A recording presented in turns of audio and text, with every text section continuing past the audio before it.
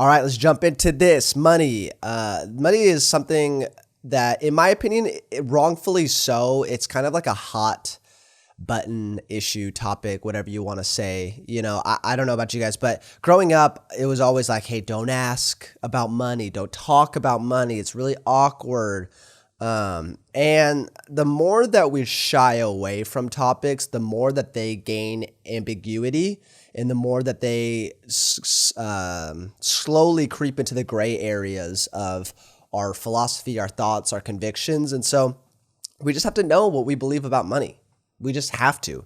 Otherwise, we'll let other people dictate what we believe, and that's just not a healthy thing to do. So today we're talking about money. It won't be too long of an episode for you guys, but there's just like discrepancies about it, good, bad, whatever you want to call it. But honestly, I think that money has two camps, and both of them are wrong. What I mean by that is the two camps of money, and by camp I mean like thoughts. The two thought camps that money has is either money is evil, right? You ever talk with that person where they're like, yeah, that pastor wore a Gucci shirt this weekend, and so he must have a lot of money, which means that he's not doing God's will, right? You ever heard that person? They're a joy to invite to parties. And then on the other side, we have people that think that money is inherently good and money equals God's blessing. Like if you're being blessed by God, you have a lot of money. And though that can lead to dangerous arenas of prosperity preachers and asking a congregation to tithe because they need a church jet, it just gets into that, Kenneth Copeland type stuff where, blessing equals money in God's kingdom. And in my opinion, just going through scripture, my personal conviction is both of those are wrong. Both of those camps are wrong. And here's why. Because we can't think of money as inherently good, and we can't think of money as inherently evil, because the Bible never paints that picture to us, right? I'm always going to get what I believe from Scripture. Okay, so what does Scripture say about money? Let's go through a couple verses. Hebrews 13:5 says, keep your lives free from the love of money. Okay, so don't keep your lives free from money. Keep your lives free from the love of money. So in this verse, this is more talking about having like idolatry in your heart and materialistic like that. But money isn't painted as evil. So if you keep your lives free from money, then Scripture doesn't have an issue with you having money. Okay, let's move on.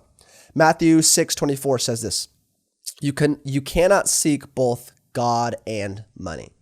Okay, again, this is putting money as a principal authority over your life other than God. So it has to do with idolatry. So money essentially it's not the money in general, it's the love of money that Scripture is warning us against. And then we look at Matthew 25:14. I said this in a previous podcast, but this is the talents parable that Jesus told. So basically, he tells this parable of a master goes away and he leaves his servants to care for, one cares for a talent, one cares for 2 talents, one cares for 5 talents. Master comes back, dude with 5 talents, doubled it. And he's like, wow, dude, good job. Awesome. Dude with 2 talents, doubled it to 4. Wow, good job. Awesome. The dude with 1 talent was like, hey, I was afraid of losing it, so I buried it. And so here's your 1 talent back. And the master called him wicked and called him, I think in Scripture, he called him evil, lazy. And so there is a principle in Scripture of stewardship, of taking what God has given you and being able to do something with it. Okay, so that can bleed into finances, and we'll get to that in a second. But the point I'm trying to make is Scripture does not tell us that money is good, and Scripture does not tell us that money is bad. Because if money was inherently good, then Scripture would tell us, go seek after money. Because the Scripture tells us to go seek after things that are good, right? So if money was inherently good, Scripture would tell us to go seek after it. But it doesn't. So that means that money isn't inherently good, meaning that everybody doesn't have to seek after it, okay? But also, Both my dogs are in my office with me today, and so they're under the table distracting me. But hi, buddy. But money isn't inherently bad either. If money was inherently bad, that means that any portrayal of money in Scripture would be bad. So the reason that I take issue with that is because, first of all, let's look at the Old Testament. In the Old Testament, you have heroes of the faith, right? You have Abraham, an extremely wealthy man in terms of his land, his livestock.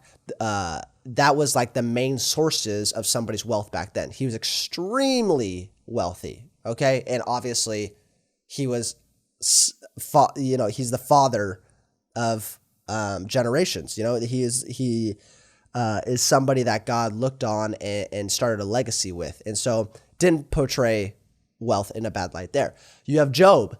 Job was extremely wealthy, and he was a faithful man of God, and God loved Job. Okay, you have the kings of the Bible. You have King David. You have Solomon, who was extremely rich. Now I get it. That's like that's royalty, and that comes with it. But at the same time, it still portrays people with wealth, and that equaled blessing from God. All right. And then you have Joseph in the Old Testament, who climbed the ranks, who was faithful and eventually, second in command, and extremely wealthy as well. So the point I'm trying to make is wealth was a sign of blessing in the Old Testament, but it wasn't the sign of blessing. My dogs are being crazy. Stop it. Wealth was not the sign of blessing, meaning just because somebody was wealthy doesn't mean that they were blessed. However, those that were blessed sometimes had the sign from God of wealth. So it's not portraying wealth in a bad light, which means that it's not inherently bad. And if we want to look at the New Testament, this is something that a lot of people overlook, because a big argument on money is, well, all the disciples and everybody in the New Testament was poor. Jesus was poor. Paul was poor. Everybody was poor. It's like, okay, Jesus told them that not to take anything with them. Like, yes, that's true. But just because that happened with them doesn't mean that every single specific thing applies to us today. The one thing I look at is Joseph. Okay, Joseph of I think it's pronounced Arimathea. So basically, you might not know who this is, but this was a very prominent figure in the death, burial, resurrection of Jesus. So Joseph, you can look at Luke chapter 23 for this. So Joseph was part of the Sanhedrin. He was part of the council. So he was, essentially part of the group that chose to prosecute and crucify Jesus. However, it also tells us in Luke 23 that he actually didn't agree with them, the people that crucified Jesus.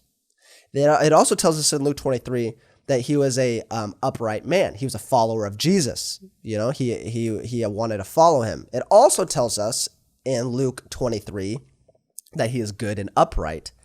And finally, in Matthew 27, it tells us that he was a wealthy man. And so he plays a key part because he was the one that went to Pilate and convinced him to give them back the body of Jesus to be buried. And so he buried him in his tomb where Jesus was later resurrected. So a wealthy, high-class man was a follower of Jesus. In Scripture's eyes, he was good and he was upright, and he was integral in the part of Jesus's resurrection. How cool is that?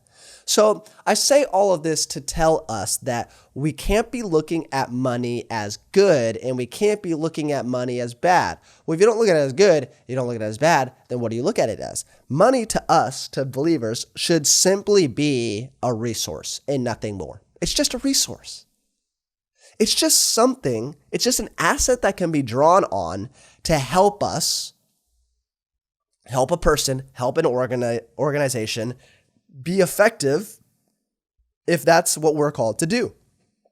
It's literally a resource. It's something for us to use. So this big idea that, oh, I look at this person and I can base basically their faithfulness to God based off of what they drive and how much money they have, that's stupid and that's ignorant and that's arrogant. And we should not be judging people because of what we see like them wear. It's just ridiculous. And so we have to be able to look at money as nothing more than a resource. And money without an anchor will corrupt us. That's the biggest thing is we're looking at the Matthew 25:14 principle, right?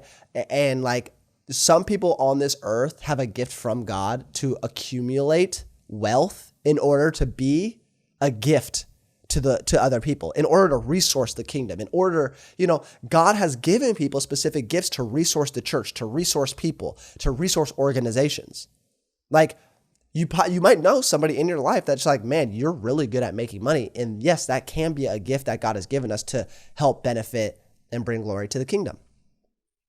And so we just have to understand that the more that we look at money as a resource, the more that, in my opinion, we'll be able to use money and steward it in a healthy way. And everybody is called to be a steward. Everybody is called to be a financial steward and to keep their accounts and to make sure that everything is going well in your bank account. If you're not budgeting, you should be as a Christian. I know it seems like it's a different world, but it's not, because everything that God has entrusted you with, it's your job to take care of. And so there's another stigma that goes around that's like, oh, I'm a pastor and, I just, pastors are not financially successful. Pastors are poor. We don't make that much money. And some of us wear it like a badge of honor. And we think that it gives us a liberty to be irresponsible with our finances, when that's just not the case. You don't have an excuse to be irresponsible with anything, including your finances. So we should be stewarding. We should be budgeting. We should be saving. We should be investing into our futures. We should be creating a space where we are able to navigate freely in what God has called us to do. So that's the way, in my opinion, that we should be looking at money. Okay, if you have a dream in your heart that you want to, be a millionaire. Okay, well, what's the reason of the dream? What's the purpose of the dream? Is it so you can drive great cars and wear great clothes and flex on people and have people look at you? Or is it, no, I want to create wealth so I can be generous in my life and benefit other people? Two totally different mindsets. And one is being a great steward and one is creating an idol out of money. So we have to be very careful because, as you guys know, falling into the seduction, temptations of the world and materialistic things, it's hard. It's hard. It's because everybody around us values it. But we have to be able to control money. We can't let money control us. So that's all I got for you guys today. I hope you enjoyed the episode. I hope you learned a little bit. If you did, make sure that you leave a written review on Apple Podcasts. That's the most important thing that you guys can do to help growing the podcast. It's been amazing. We're getting thousands, 1,000 to 2,000 downloads a week right now. We have a fun, exciting thing coming up that I can't announce yet. The Instagram page on Futures Now is growing. And so I'm just thankful. I'm so thankful for all you guys. I'm thankful that you listen to the podcast. I'm thankful that you're part of the Future Is Now family. I would love to get to know you if I haven't already. If you've been listening to the podcast and we haven't met or talked, please message me on Instagram. I would love to have a conversation with you.